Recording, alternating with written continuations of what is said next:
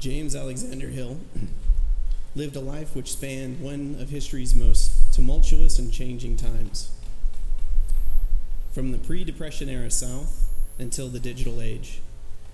Grandpa was born on July 5th, 1925 in Bridgeport, Alabama, to Ben and Millie Hill and four brothers, David, Joe, Ben, and Dan.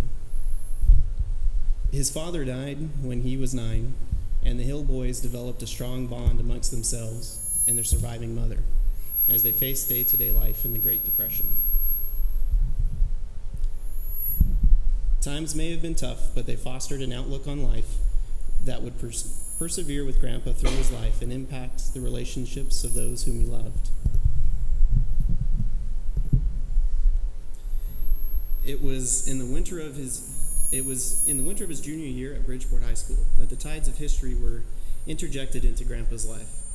His older brother David had joined the U.S. Navy and was stationed with the Pride of the Pacific Fleet at Pearl Harbor, Hawaii.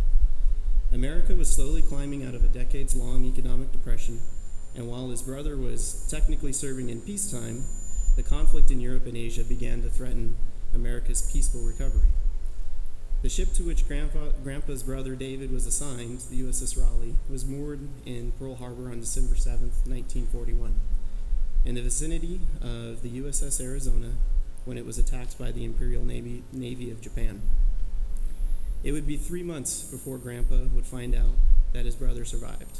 Grandpa nonetheless took action, completed his diploma early, and enlisted in the Navy. Grandpa's service in the Navy would take him many places.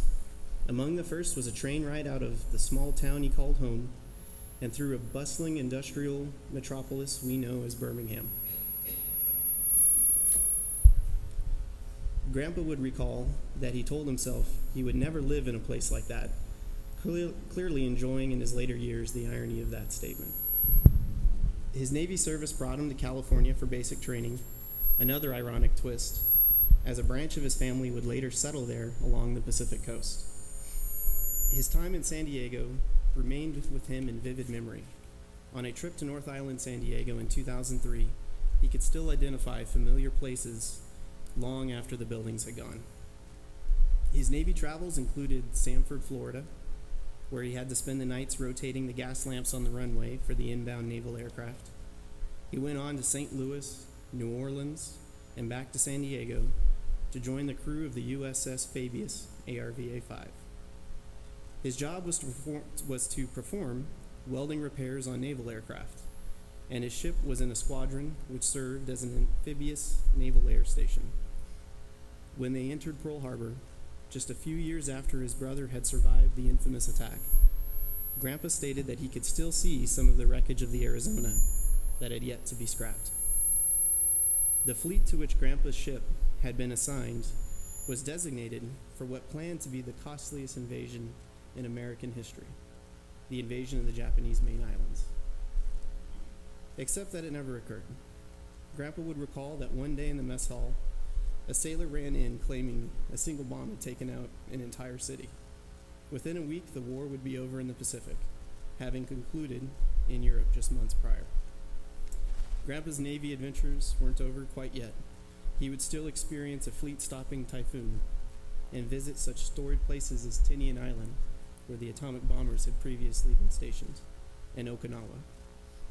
By the spring of 1946, his ship was decommissioned, and Grandpa decided it was time to hang up the uniform and return to his family.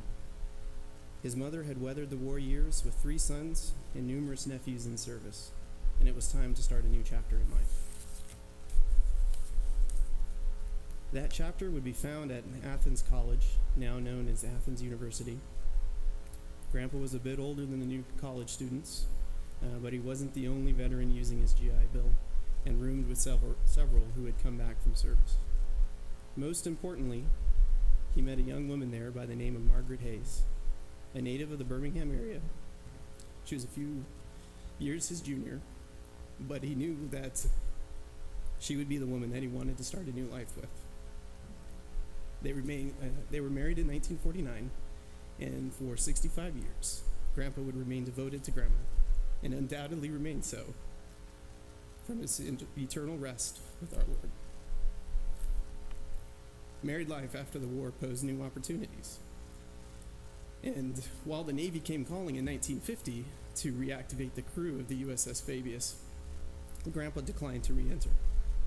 He was determined to enjoy the quality of life that his military service had sought to protect.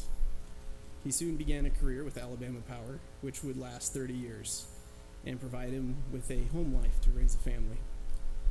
Grandma and Grandpa would bring up 3 children, Alexa, Alicia, and Lawson. This chapter of Grandpa's life is the longest and the most storied, and it's the one from which we knew him. He raised his family well, and would later enjoy the blessings of grandchildren and great-grandchildren. His mother went to be with our Lord in 1972, but during the 1970s and 80s, he would see his children become married and start their own families. In his career at Alabama Power Company, he developed the computerized system that allowed near real-time asset inventory, pushing the limits of what was possible in the 1960s. This led to rapid disaster deployment system created in the late 1970s that was implemented among 9 utility companies in the Southeast. This system pulls the laborer to respond to a natural disaster from these utilities and instructs them as to what materials to pick up from another utility